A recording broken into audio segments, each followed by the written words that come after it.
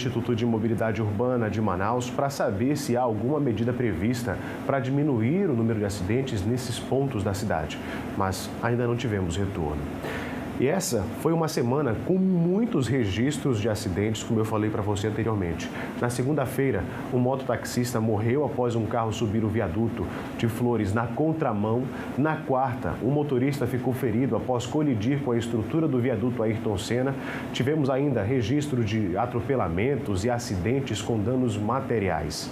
E, infelizmente, esses casos não são exceções. A gente viu em uma semana diversos acidentes e agora mais 2 na quinta-feira. Como é que a gente pode falar sobre isso, propor soluções? Como é que, de fato, a gente pode evitar que pessoas morram no trânsito?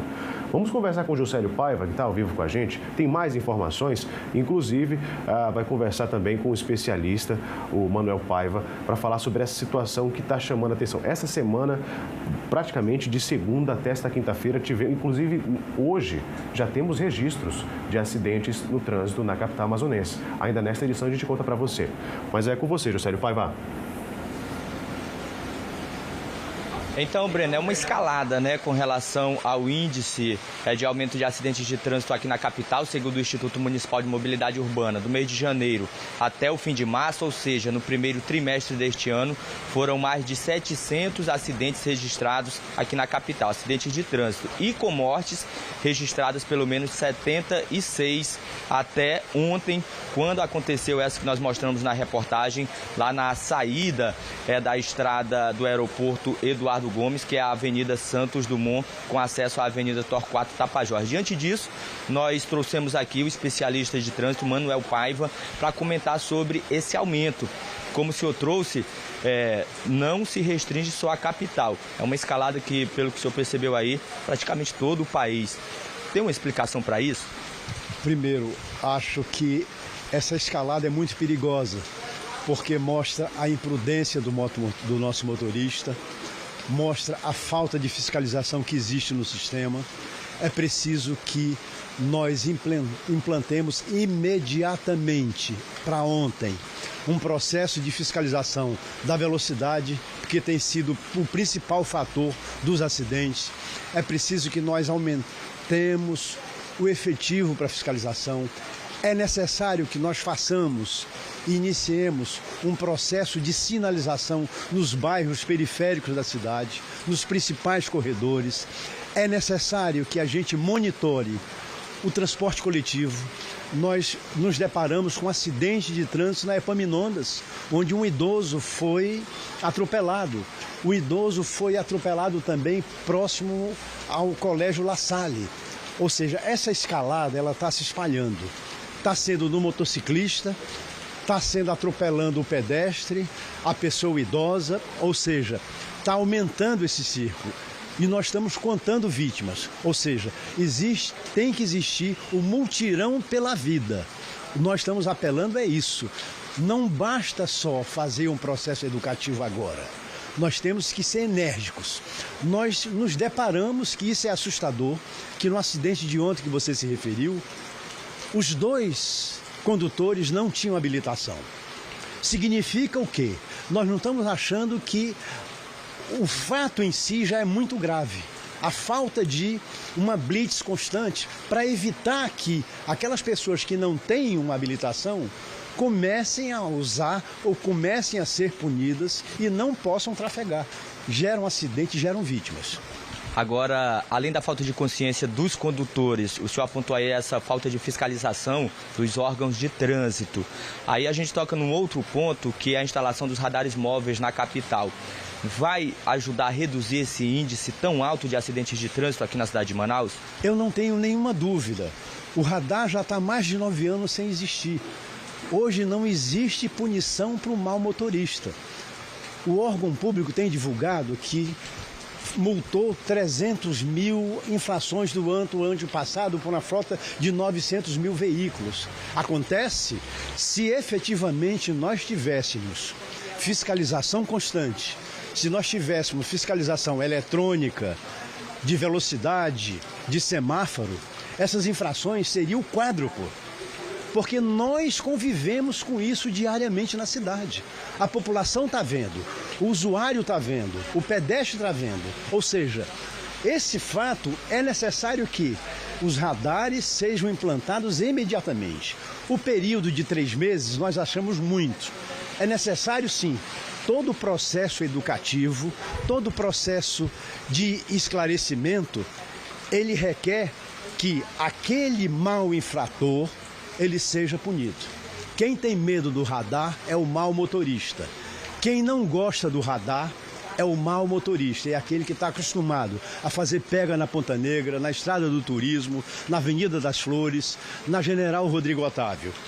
Aqueles que estão respeitando a sinalização, não estão furando o sinal, não estão fazendo conversões perigosas e provocando acidente, esses não têm o que temer. Agora, especialista Manuel Paiva, o Breno está no estúdio, ele tem perguntas para fazer para o senhor também, que é para esclarecer também as dúvidas para quem está em casa. Breno, pode ficar à vontade que nós continuamos aqui com o especialista Manuel Paiva. Juscelio, eu queria perguntar do Manuel Paiva justamente a respeito dessa parte educativa. Como é que a gente consegue alcançar esses motoristas para a parte da conscientização?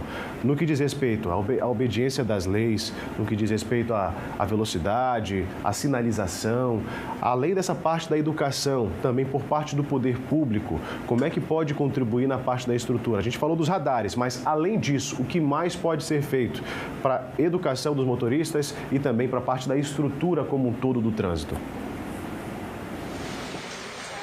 Pois bem, a pergunta do Breno é sobre o que é que pode ser feito de imediato com relação à educação no trânsito, mas no assunto do que compete aí a questão da conscientização dos condutores, mas um outro ponto é da estrutura a mais a ser usada nessa parte de fiscalização quando se refere aí às infrações relacionadas ao trânsito de Manaus. Nós não duvidamos nada da estrutura de formação de condutores. Existe o Detran fazendo isso, existe os centros de formações fazendo isso, existem as entidades privadas como SESC, SENAT, SENAI, SESI, eles já formam essa mão de obra de uma maneira brilhante, de uma maneira muito objetiva. O que nós precisamos efetivamente é fazer aquela outra parte que o código prevê. Ora, se tem um motorista, a maioria dos nossos motoristas, você não vê acidente com motorista de ônibus, por conta de velocidade, por conta de ultrapassagem devida.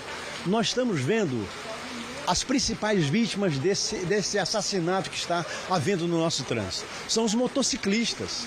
Eles são as maiores vítimas. Aumentou o número de motociclistas mortos do ano passado para cá, nesse mesmo período até março, quase 50%. Nós estamos vendo uma matança que está existindo diariamente. É necessário que nós façamos um ato de estancar isso. Fiscalização, fiscalização, fiscalização. Efetivo na rua, blitz antecipada, os radares eletrônicos, as lombadas eletrônicas, nas interseções perigosas que tem esse acidente, sinalização na periferia, faixa de pedestre, sinalização horizontal, vertical, e vamos fazer um mutirão pela vida. Nós estamos fazendo um apelo pela vida. Nós não estamos defendendo um processo, nós não estamos defendendo um sistema. Nós queremos priorizar as pessoas, a vida das pessoas. Elas são as mais vulneráveis. Muito obrigado, especialista Manuel Paiva.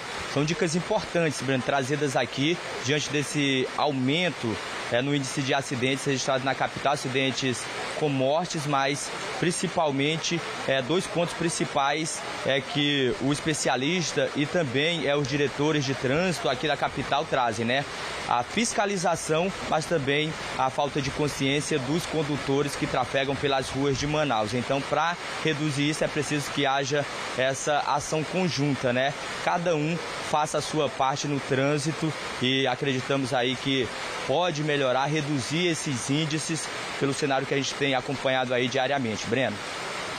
Tá certo, Juscelio. E ainda, sobre essa situação, a gente vem falando ao longo dessa semana, As pernas precisam andar juntas.